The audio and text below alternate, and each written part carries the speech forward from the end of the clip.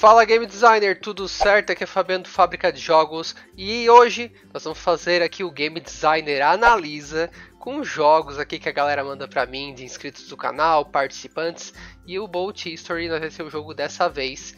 Nós vamos analisá-lo, comentar um pouco sobre ele, né, sobre pontos fortes que ele tem, oportunidades de melhoria. É isso, quer aprender Game Design, cara? Já pode começar também aqui nesse vídeo, mas também ó, tem embaixo aqui o meu e-book gratuito, Os Segredos para as Games Viciantes, que tu pode começar a aprender Game Design, o que é o processo, todas as paradas.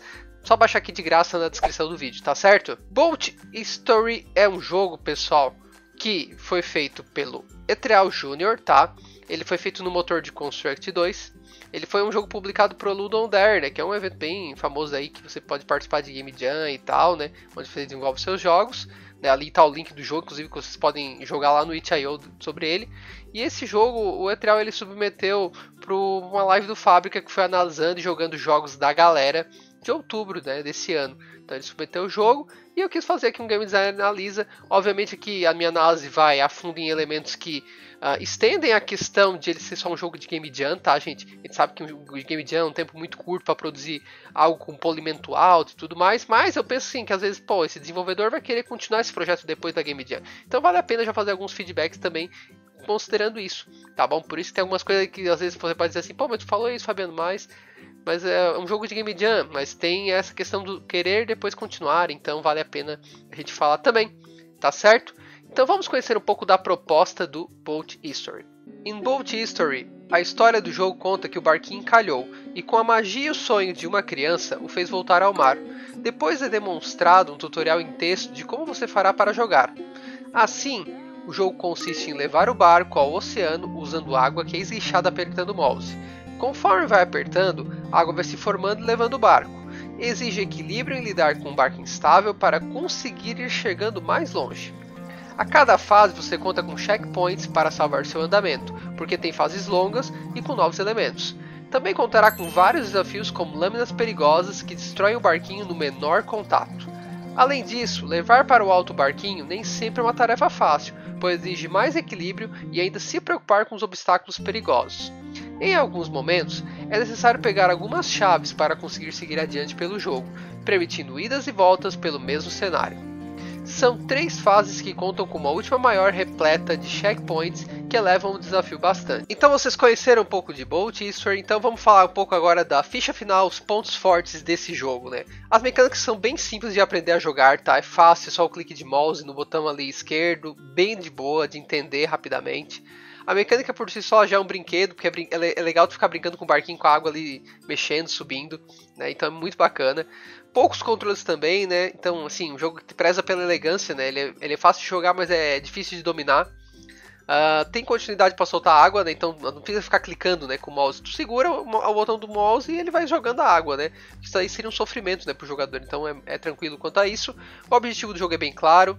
O tutorial, por mais que tenha aquela parte de texto lá que depois poderia ser substituída, por exemplo, com um desenho, clicando, né, mostrando o mouse clicando, por exemplo, para mostrar isso de uma forma mais visual, menos texto, né? Mas ainda assim, as fases vão sendo construídas para ensinar um tutorial do jogo, tá? Checkpoints para chaves e cada etapa concluída da fase, isso é importante, porque o cara começa tudo de novo, a fase última mesmo é bem longa, né? Imagina se não tivesse checkpoint lá, seria muito complicado e muito chato, e às vezes tu perderia o jogador. O estilo da música de fundo passa tranquilidade, tem um pouco de relação, né? Então um tema ali com a questão do tema de jogo, praia e tudo mais. Feedback sonoros em algumas ações importantes, como o uso da água, a morte, tem um pouquinho disso, dos FX também pensados. A arte dá um contraste com os elementos perigosos e tranquilos, né? Então, para a gente identificar rapidamente o que vai me causar dano, o que não vai, né? A história no início, para dar esse contexto de jogo, é legal, né? Dá uma ambientação, dá um motivo de eu empurrar esse barquinho, então é bem bacana. Variações ao longo dos níveis e desafios. Então tem variação, a gente percebe que tem a mudança. E é muito bom esse jogo, considerando que ele é um jogo de Game Jam, né? Que é um tempo sempre bem curto de jogo e que basicamente a gente não tem tanto tempo para fazer polimento, fazer jogos, né, num porte grande. E o desenvolvedor também fez tudo sozinho, né? Então isso aí tem que ser considerado. Agora vamos às oportunidades de melhoria. E dentro das oportunidades de melhoria para o jogo, nós temos a questão da história refletir mais na gameplay, porque a história fala sobre a imaginação da criança que empurra esse barco e tal, e eu acho que faltou um pouco mais dessa magia aqui, né, de ser trabalhada no polimento, por exemplo, do barquinho andando, poderia ter, sei lá, alguma coisa que indica magia, um sonho, por exemplo, da criança, alguma coisa que levasse esse elemento, né. Eu acho que faltou um pouco essa questão de reforçar mais. Testar para deixar o barco menos virando, rever a física talvez ali do jogo, fazer uns testes, tá? Porque às vezes pode ser que fique pior o jogo, então é bom testar para ver se fica legal, porque tem momentos às vezes que fica muito caótico assim, sabe? Fica bastante caótico o barco e às vezes se perde muito tempo numa coisa que é tão simples, né? Criar mais elementos de desafio do jogo e condizentes com o tema para não ficar só nas lâminas. O jogo ficou muito centrado na lâmina, só como elemento de desafio. Tá, tudo bem, tem o barquinho, tudo bem, tem a chave, mas eu acho que faltou um pouco mais de elementos, apesar que pensando num jogo que fossem fases curtas, né, testando fases curtas em vez de vários checkpoints, poderia ser um elemento que você testaria mais as lâminas de várias formas, como foi utilizado aqui, mas poderia se dar espaço a outros elementos também. Faltam mais elementos feitos sonoros, né, tipo quando tá perto das lâminas, poderia fazer um barulho de tchim, né, uma serrinha bem sutil, né, pra não ficar chato, mas sabe, para dar essa imersão maior, a arte mais polida também, né? Uma animação quando morre, por exemplo, né? Porque basicamente o bonequinho desaparece e pronto, né? O barquinho desaparece e acabou, né? Então poderia ter um polimento nesse sentido. A arte poderia também ir para uma linha mais lúdica e artística, né? Porque tá meio pixel art, meio ali numa linha...